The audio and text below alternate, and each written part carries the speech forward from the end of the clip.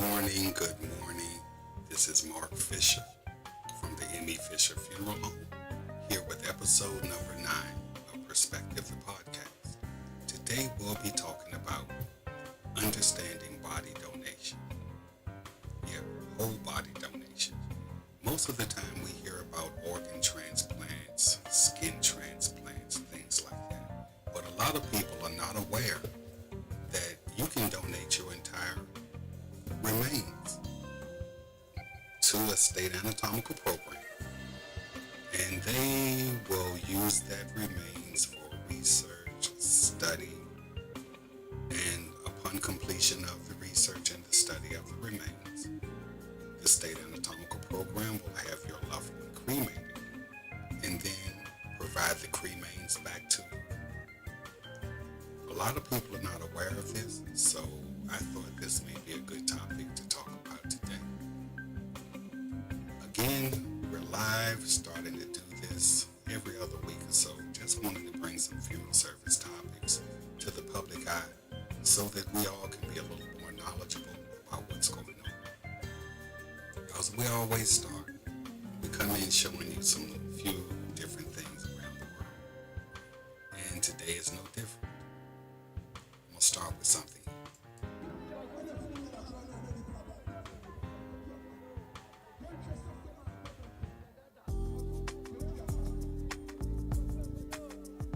Interesting. Ultimate imposing.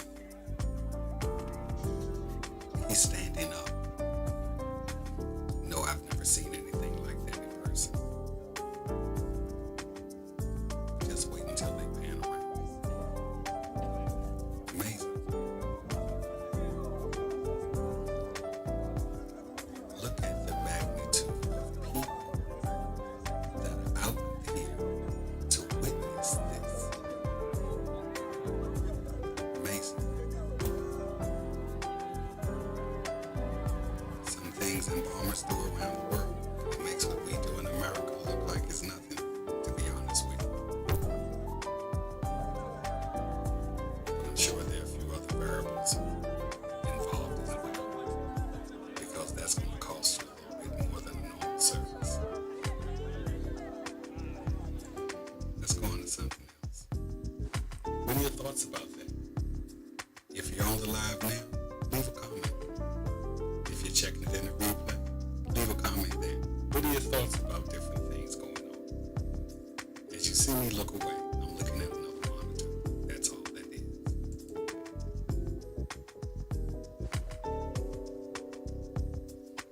Does anyone know what that is? Quite a few of us have them, but most people don't know what they are. That's a hip replacement. Yes. When a remains is cremated, implants like that do not burn, and that's what comes out. So any implant, any type of mechanical device, pacemaker, of course, we cannot put into the retort because it will blow up. But screws, any surgeries you had, yes, all of those things do come out after cremation. And they're separated so that you don't get that back in the cremains. That goes back to a recycling manufacturer. That's how normally it works. But when aquamation comes, they will be totally recycled. And I showed you this about 2 months ago. But it keeps surfacing. And it's just not thinking and leading to an awful situation. And you know that's going to be a bad day. I would hate to be the funeral director because you're going to have a lawsuit, and that's going to be on Facebook all day. But things happen in dentistry. That's part of it. And as I told you today, we're going to be talking about a final act of giving, understanding body donation. And in the state of Virginia, in any body donation runs through the Virginia State Anatomical Program. We do not have any third-party agencies in Virginia that are using human remains for anything. So know that first. It runs through the Virginia State Anatomical Program. And imagine leaving a legacy that impacts countless lives long after you're gone, because that's what truly happens when you donate. On the bottom of most of the slides, I'm going to have the phone number to the Virginia State Anatomical Program. I cannot register you, but if you call them, go to their website, the competent people there can tell you exactly what to do. Now let's go into it just a little bit. One of the things through body donation is it advances medical training. It provides a hands-on experience for students and professionals in anatomy and surgical practice. Also, funeral service practice. Where do you think the cadavers come from that embalming is taught? Most people never think about it, but through the Virginia State Anatomical Program. Another thing it does is it fuels innovation. It contributes to new treatments and medical advancements. Some of the societal benefits, it enhances healthcare for future generations, because without proper study, without proper research, how can we then take certain techniques and use them every day and save lives? We have to research, we have to study. And a lot of families that have gone the donation route see it as leaving a personal legacy. Donors leave a lasting impact on these medical progresses because, as I said, without the donation, how can the doctors advance medical training? How can the students learn to become competent professionals? Yeah, we're talking whole body donation, not just your organs, heart, lungs, liver, pancreas. Donating your entire remains to them once you pass. And we're going to get into the process of doing it, what some of their restrictions are, and all of those type of things too.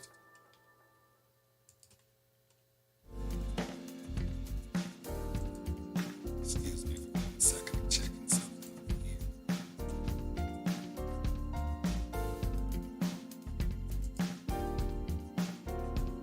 Okay, how body donation works.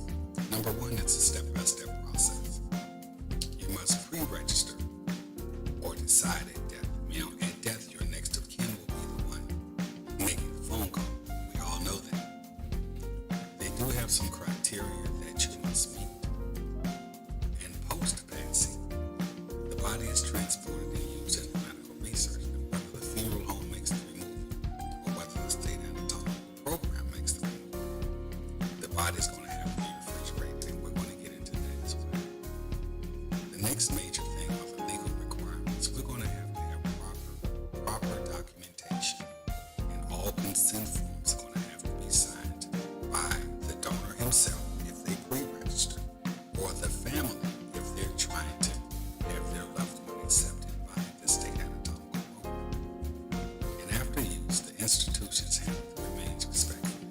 They normally have a cremation done, and then the cremains are returned back to the family. Something different than when it's an unclaimed case, and we do that cremation for the sheriff's department. The cremains normally cannot be returned back to the family because they've been classified as unclaimed. But through donation, even through helping advance medical situations, the state will then perform the cremation and then return the cremains back to you. If you're interested, the number 804-786-2479. Now, as you know with anything, we always have some concerns. There are some religious concerns. Some will say that you're disrespecting the body. Some fear that it conflicts with what the traditions may really be of the religion. Some view donation as charity. I'm giving back to my community. I'm giving back to mankind. Some afterlife beliefs, it doesn't hinder.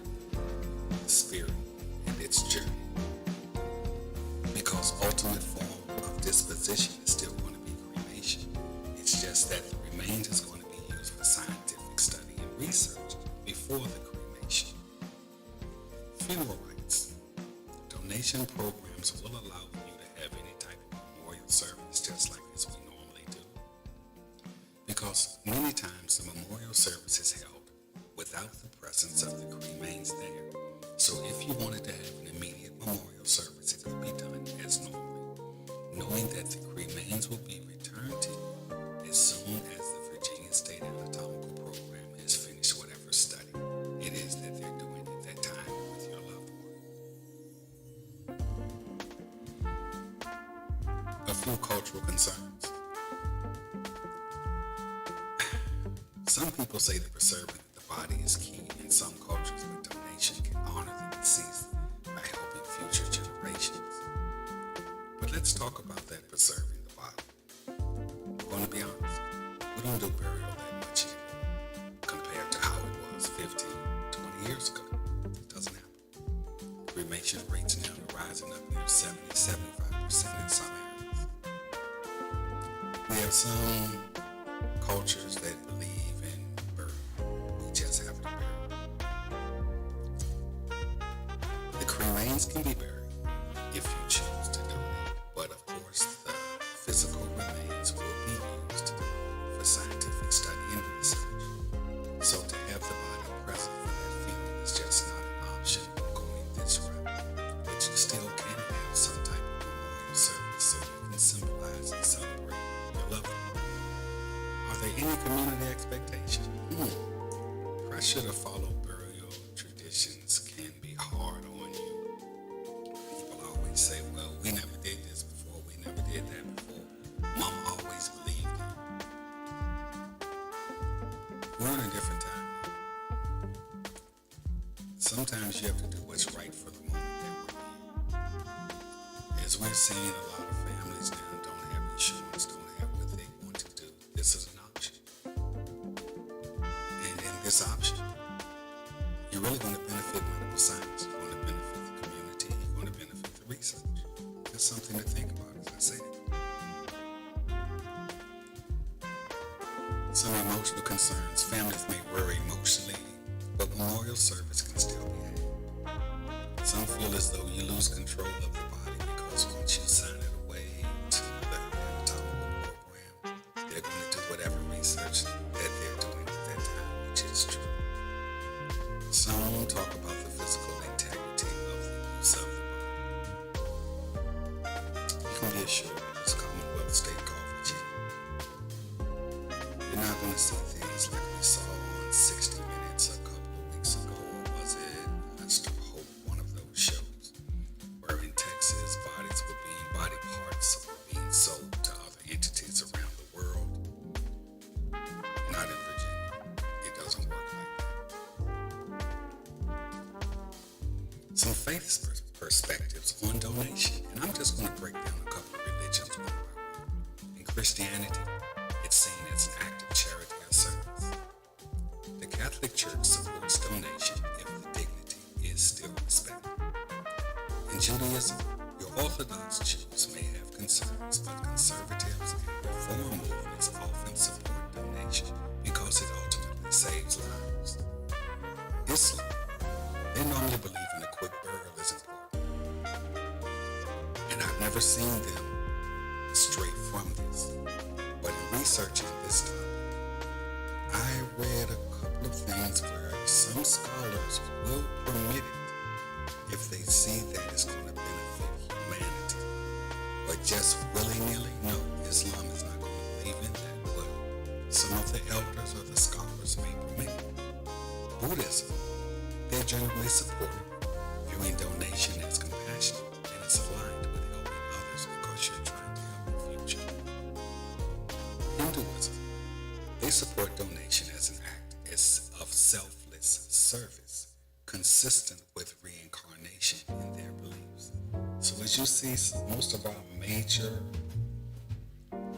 religions do support body donation because we know how it's going to benefit us down the road. A few benefits that we can have to the families. Sometimes it's at little or no cost. Donation often covers the transportation of the remains, the cremation, and any related cost, which will ease all financial burden on the family. The Legacy of contribution. Family can take pride knowing that their loved ones' donation in advanced medical research, and it may help find a cure for one of the major diseases. We can still have personal memorials. The family can still hold a memorial service, which provides closure in honoring their loved one's legacy. So it's not like they're forgotten and just thrown away. Now, how does donation leave a legacy? Number one, medical advancements through donation, surgical techniques. Donations have refined minimally invasive procedures, improving patient outcomes and recovery times. Transplant innovations, key to advancing organ plant transplantation, including better preservation methods and increased success rates. Disease research. Studies on diseases like Alzheimer's and cancer have been progressed significantly, aiding treatment development. And if you've ever gone through a loved one that suffered from Alzheimer's or cancer, you really can see how advances have taken place. Personally, my father had cancer in the late 70s, early 80s. All they did was radiation, radical surgeries, and of course he didn't make it. But as you're seeing nowadays with proton therapy, we have treatments where you don't even feel the treatment and you have almost 80 and 90% success rates when caught early. How do you think this would happen if we didn't have some type of research with doctors trying to make our lives better and improve our way of life? And as we said, it also creates a lasting legacy. Body donors advance medical research and education, helping the next generations to improve healthcare and foster breakthroughs that our next generations can live healthy lives into their centuries. Now let's talk about the Virginia State Anatomical Program. It's an agency within the Department of Health that does not receive state funding or pay for donated bodies. Now catch that. They do not pay you for your donated body. It does not work like that. As you were looking at the news a month ago, these entities were paid to get these body parts. The purpose of the program is that donors are used exclusively for education and research, not for organ transplants. That I want you to know. Technically, when an organ transplant is done, that individual is still living on a ventilator. You cannot take an organ that is not working and place it into a living human being and think it's going to work. Okay. Educational research. Virginia State Anatomical Program provides donors to 6 Virginia medical schools, 17 colleges or universities, 5 community colleges, and 2 biomechanical research facilities. Now think of your medical colleges. We have Eastern Virginia Medical School, which sits right in Norfolk, Medical College of Virginia. We have UVA Medical Center out in Charlottesville. Where do you think the remains come where these individuals can practice and learn how to be doctors? We have 2 mortuary schools. I think it's Bright Point now, but it was called John Tyler Community College when I went to mortuary school in Chester. And we have Tidewater Community College, Virginia Beach campus. When studying embalming, how do you think we learn?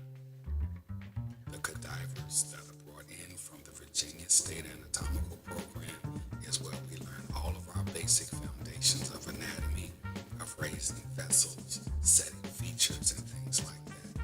So it helps almost every field of medicine that requires a hands-on approach.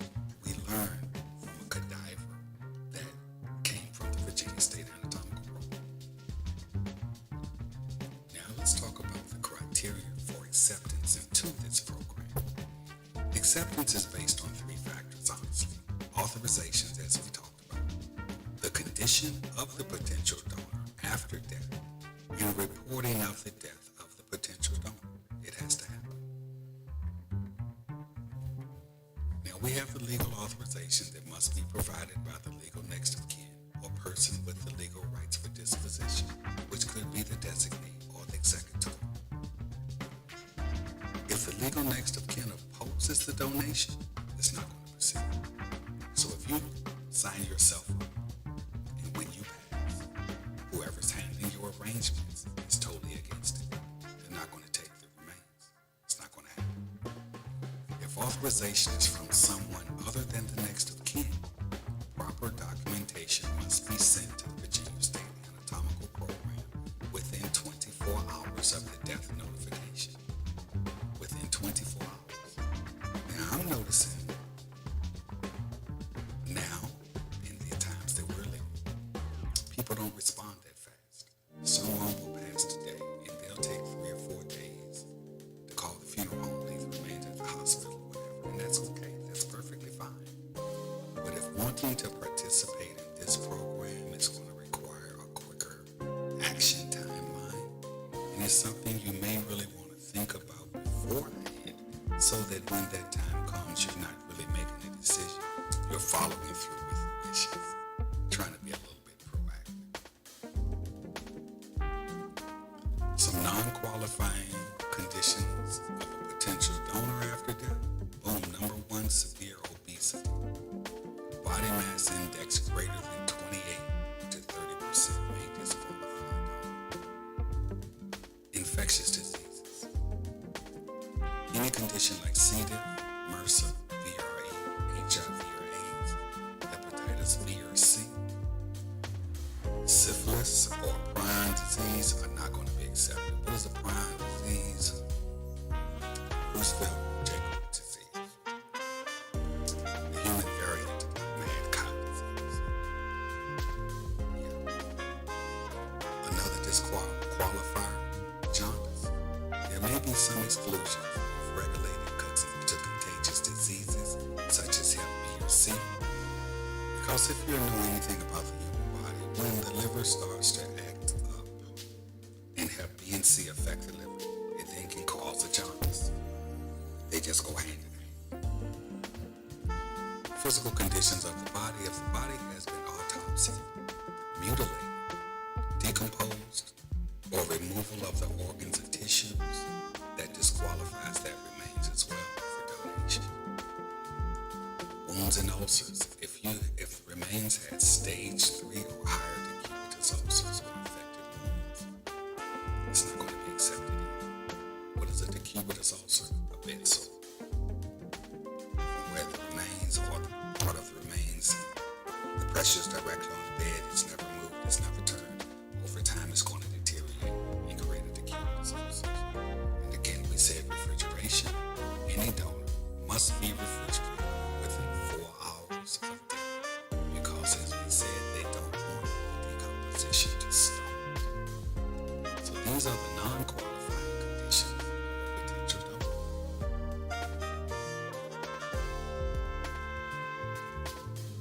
Now, these conditions will be considered and acceptably determined on the severity of the condition incurring need of the user programs. If you have amputations, they may not.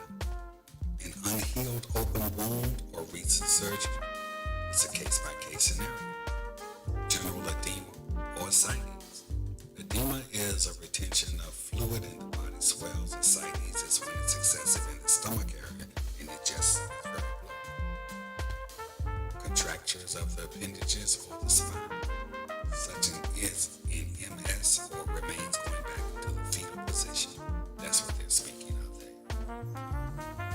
These are some things that may be iffy if at the time of death they are in appearance. Reporting of the death of a potential donor. This is what we're going to have to do if this is an option that you'd like to take. The death of the donor must be reported within 24 hours to the Virginia State Anatomical Board thereafter. As I said, there's a refrigeration time. The donor must be refrigerated within 4 hours. Now, just to give you a scenario, if your loved one passes in the hospital and you tell the hospital that your loved one is a donor, they're going to make sure that that loved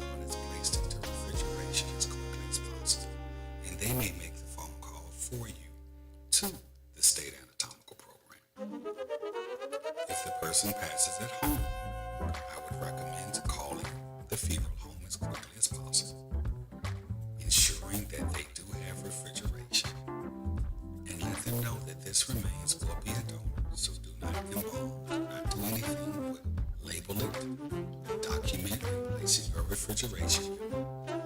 And either the funeral home can call the Virginia State Anatomical Program on your behalf, or the family can call. After that, they going to want to know, has this person been seen alive within 4 hours of when you say they died or were discovered?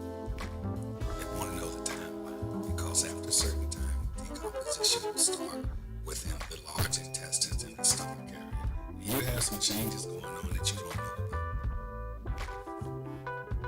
There will be a healthcare assessment. All healthcare information for donor acceptance must be completed within 24 hours of the death notification. Again, 24 hours is the timeline that they need to have things done, signed, so that they can come and take this remains into their custody. The last thing, the authorization from the next of kin or responsible party must be received again within the 24 hours of notification.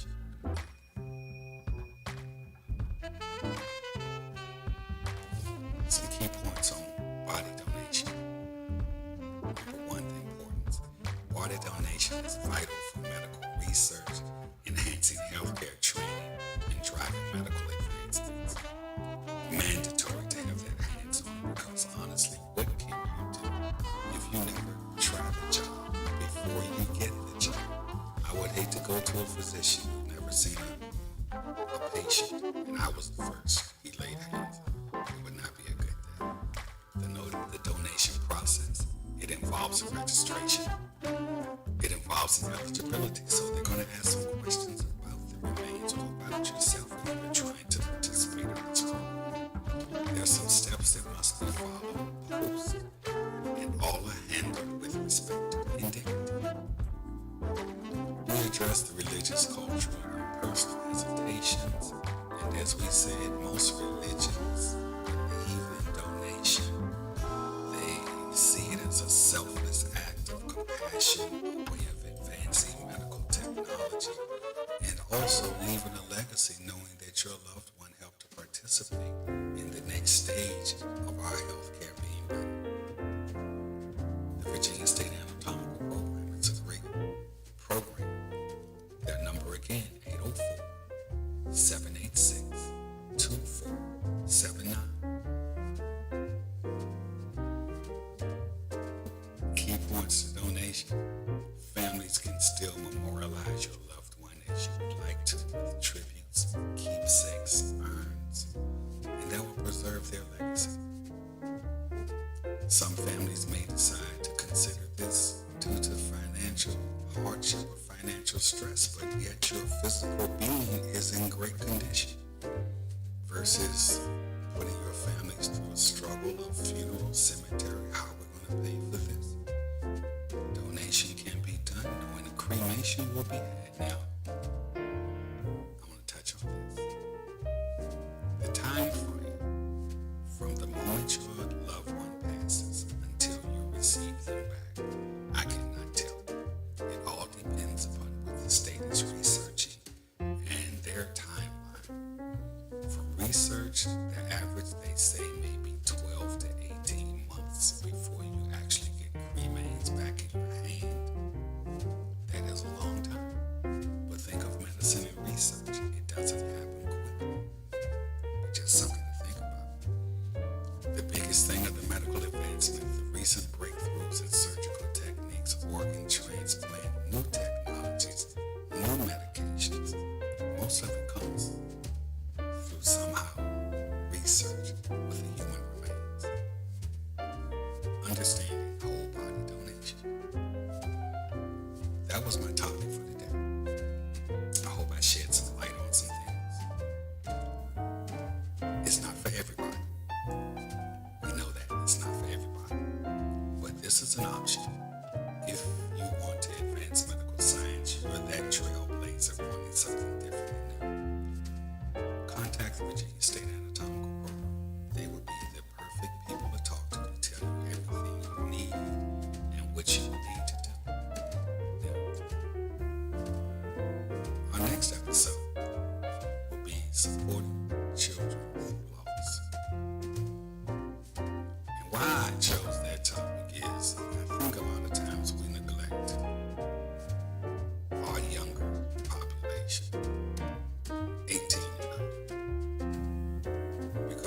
process of grief and death totally different. And the younger the child, the harder it is.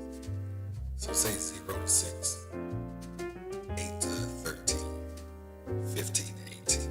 We're going to break it down in categories like that. Because in our area, anyone here in Newport News, Virginia, teen homicide is awful. A couple of months ago, we had a young man who was killed at the bus stop, and the following week another. Our children have to process this too, and if it's not processed in a respectful, honest, faith-based way, it truly can lead to another wave of anger, retaliation, and we got to do something. So we're going to take that topic on.